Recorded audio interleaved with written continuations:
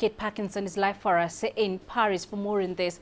Kate, is it likely that the elusive climate deal will be signed and sealed this Saturday, or are there remaining sticking points still?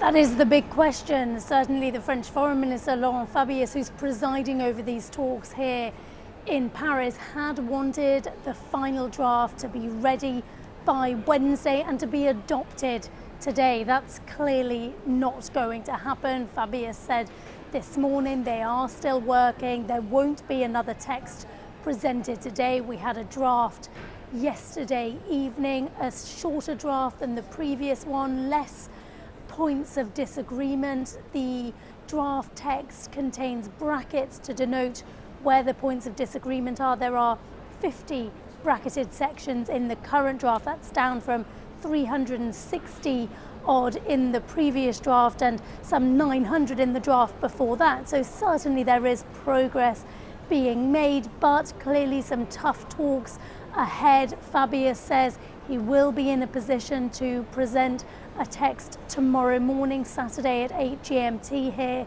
in Paris is the current deadline that he has put in place, and he seemed optimistic not only that he would be able to meet that deadline, but also that the text that he will present tomorrow will be adopted by all the parties here in Paris. Certainly a lot of optimism here, even as the negotiations enter these final hours and the really nitty-gritty crunch issues are being discussed and are causing evidently ongoing problems.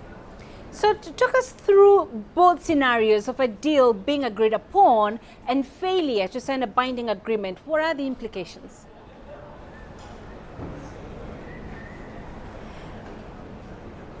The big sticking points, if we can just run through those first, are that there are ongoing disagreements over the ambition of the agreement. This is something the UN Secretary General Ban Ki-moon mentioned earlier today. He said that there is still a disagreement over whether the agreement should be trying to reduce global warming to within 2 degrees Celsius above pre-industrial levels, or the more ambitious target of 1.5 degrees Celsius. So this is one of the big disagreements, and clearly the implications if a deal is not reached are devastating for more vulnerable countries, poorer nations, low-lying countries which are more vulnerable to climate change, and they are certainly the ones that are pushing the hardest for the 1.5 degree more ambitious target, although they do have the backing of some big countries, including now the United States and the European Union.